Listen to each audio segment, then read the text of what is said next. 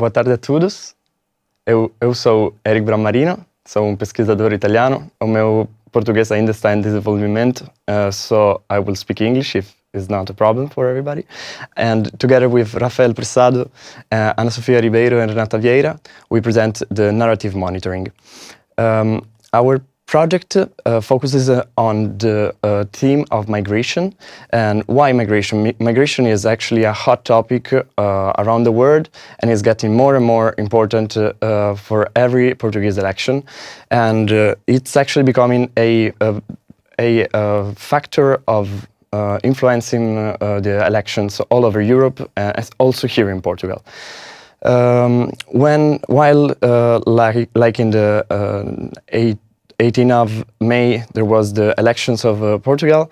In the 17th of May, there was this remigration summit in Galarate, in which basically some far-right activists from all over Europe are claiming that we are being ethnically replaced by migrants, and that we have to remigrate these migrants, which means to actually deport them all. And these theories are no longer fringe. These theories are actually more and more important.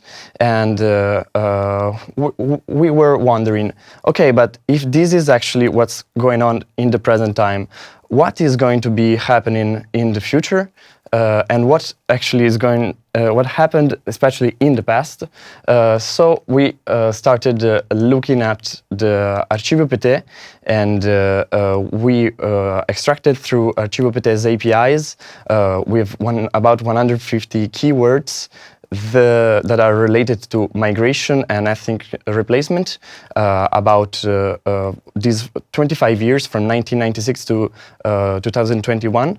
And we gathered about 36,000 documents that are talking about migration all over the Portuguese landscape. First, we classified them according to their domain, so whether they were about blogs, news and medias, or other. And then we applied a deep learning NLP classification through DeepSeek in order to classify whether the content of a specific web page is conspiratorial or not. So we used a so-called zero-shot approach, in which we basically gave the model these instructions and passed it through each of the web pages, and the model was reading at the content of the pages and was trying to assessing whether it was population replacement conspiracy theories, so talking about ethnic replacement, Eurabia plan, and in general all these kind of narratives, or not. And then we validated this approach, but also from other previous studies we know that DeepSeek is actually good at doing this kind of classifications. And finally we got about 800 documents talking about ethnic replacement, which this number may not seem that much. It's about the 2.3% of the whole dataset, but the distribution of these documents and these narratives is actually interesting. We see that for the first about 15 years, we have basically no discussion, no content about ethnic replacement, so no way of no conspiratorial way to talk about migrants. But then we have a relative spike in 2017 with about 30% of all the documents talking about migration that are PRCT. And then we actually have a higher spike in absolute number in 2019. This makes sense. It's actually also the years of the so-called European migration crisis.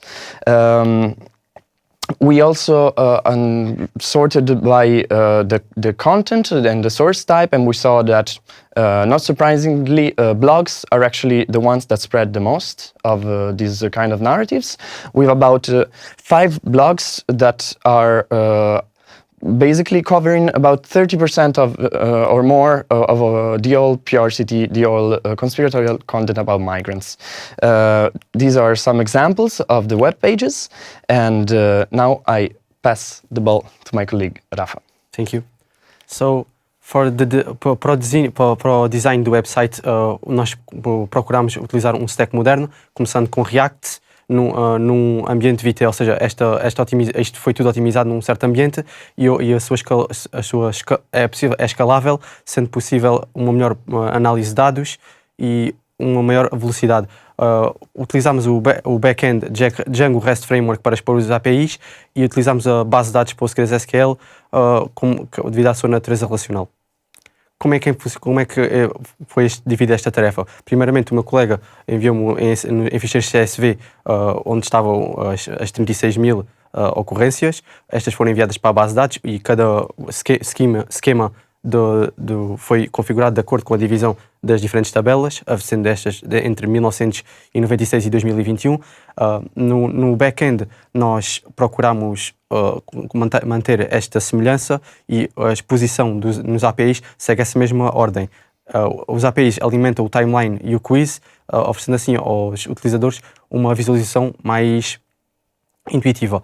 Como é verificável nesta imagem, procuramos que o nosso design fosse bastante simplista, minimalista, simples e intuitivo ao utilizador, ou seja, estamos com uma timeline que é dinâmica, uma legenda para explicar e, por fim, quando a pessoa passa o cursor por cima de um ano, irá dizer os respectivos dados que estão aí. Também disponibilizamos uma página sobre o que é as teorias de conspiração sobre a substituição étnica. O quiz em si é bastante simples, são 3 perguntas, é uma pergunta, sendo dada a escolha de 3 opções, a pessoa escolhe a sua opção, a que está correta é o que está com o verde mais destacado, é acompanhada por um botão de ver exemplo, onde quando a pessoa clica, irá ter uma página que mostra um exemplo onde é a presença de PRCT. Muito obrigado.